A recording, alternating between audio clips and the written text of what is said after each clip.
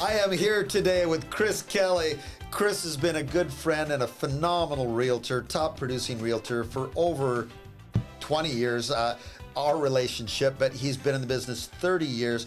Chris, thank you for being here today. I really, really appreciate being here. And today I want to ask you about where our market is going in your estimation. I know that having the experience that you have with 30 years in the business, we tend to watch trends come and go. So where do you see the market going from here? There's no question in my mind where the market's going.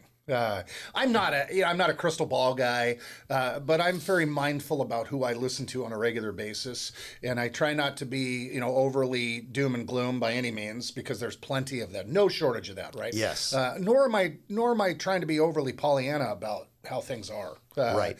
But again, you and I have talked about this before. If you're an astute student of history, if you take the time to look carefully at how things have gone, oftentimes you can figure out how things are going to go. Right.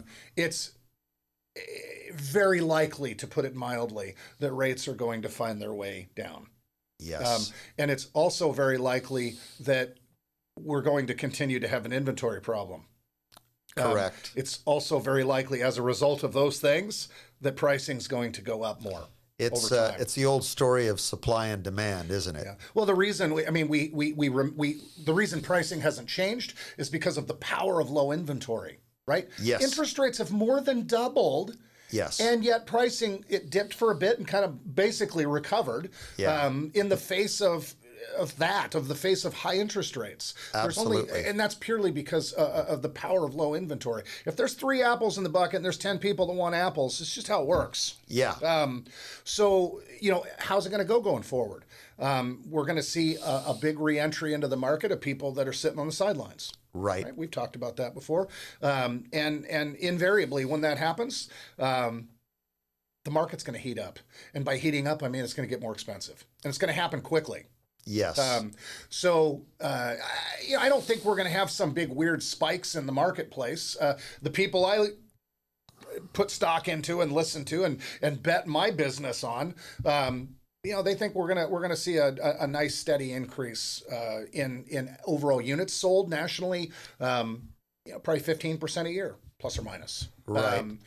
Great. That's fantastic, because we've lost about that many a year for the last couple of years. Absolutely. And, people are amazed when they find out, well, if you look over the last 60 years at our real estate market, and that's about how long they've really been keeping accurate track of the numbers, it's an average of around 5 to 6% per year appreciation. And when you have this double-digit appreciation, it's really not sustainable. It has to stop at some point. But do the prices have to fall radically? No, we don't think so. And I think it's that supply and demand. The last 2 years demonstrate, no, we don't think so. Yeah, just we the way it had is. about a 3% dip nationally, and we've actually already come back from that and had enough appreciation that... You talking about pricing? Yes. Yeah, so here in Portland Metro, it was more like about an 8 or 9% dip overall, but we've recovered pretty much all of it. Yes, that's what we're seeing. It was a little bigger curve, a little different curve here. Some markets capitulate more. Phoenix, Las Vegas, those types of markets tend to have bend. Yes. Historically, did that more here. I don't know that that's the case anymore. But the long and short of it is, we're gonna continue to have a supply problem in the face of more people entering the marketplace that are sitting on the sidelines. Absolutely. I have a transaction going right now for a client of mine that bought a nice little home, nice little starter home, and he has, count them now, 6 children. And so he's outgrown the home, needless to say. Yeah, totally outgrown the home. And, he wanted to find another place, but he was really afraid to bust a move and put his home on the market because he was afraid that in his price range he couldn't find something that was going to fit his family. So we used the NAF cash program for him, and we're right in the middle of the transaction right now. He has already moved into his new home, but he still hasn't sold his own old home.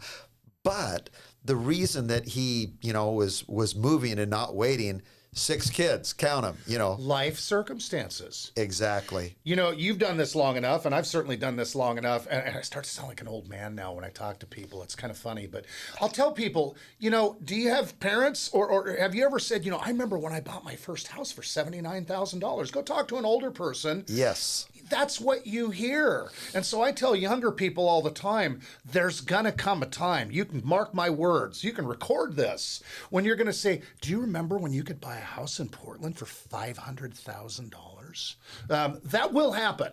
Yes. Probably happen in our lifetime. Yes. Because you can go backwards and know this to be true. I tell people all the time, I have yet in 30 years and a lot of transactions that I'm aware of that somebody said, gosh, I bought 10 years ago and I sure wish I didn't.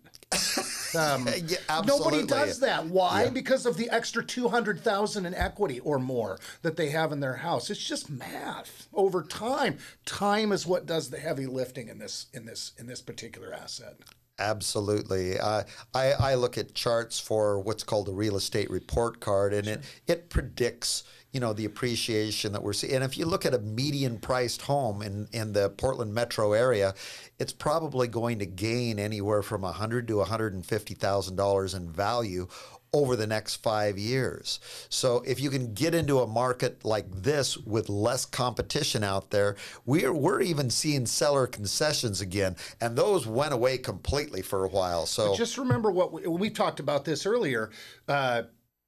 The vast majority of our clients are people that are buying homes to live in. They're not investors. Right. If I'm an investor, one of my agents works a lot with investors. That's a different lens that you look at things through. Absolutely. But, I'm not looking at real estate for what it's going to do next year. Right. Because I'm probably going to live in it 5 years. Real estate has almost always performed in 5-year blocks. You can go back the last 75 years and know this to be true. What are the two exceptions? The Great Recession, the Great Depression. Yes. Real estate has always performed in 10-year blocks, inclusive of those two events. Right. It's just stats. Well, and the interesting thing is we had that huge correction in the market because of bad lending mostly in 2008. There were a huge number of homes on the market, not near enough buyers. And because things were overvalued previously, the market really crashed and lost a lot.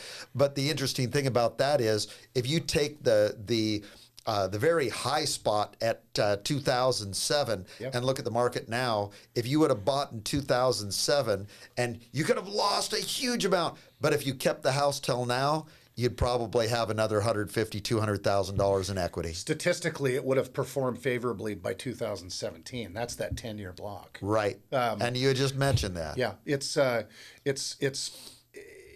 people get hung up on right here when they're looking at a real estate purchase. Right. And it's not how people live in these. It's not how they live in it from an investment standpoint. The vast majority, people are spinning these houses up in 2 years. It's because the market's gone nuts. Right. Right, like we just experienced. Right. But for the most part, right, historically, people live in houses 6-7 years. Right. Sometimes longer, sometimes less, but on average, 6-7 years. Like I said, real estate always performs over time. Get hung up on doing this because it's the right time in your life.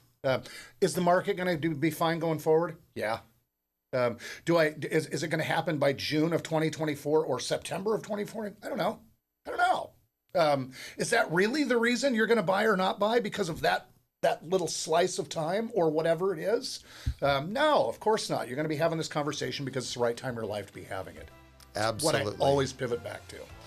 Chris, I so appreciate your time today. Thank you so much for coming and sharing your expertise with us.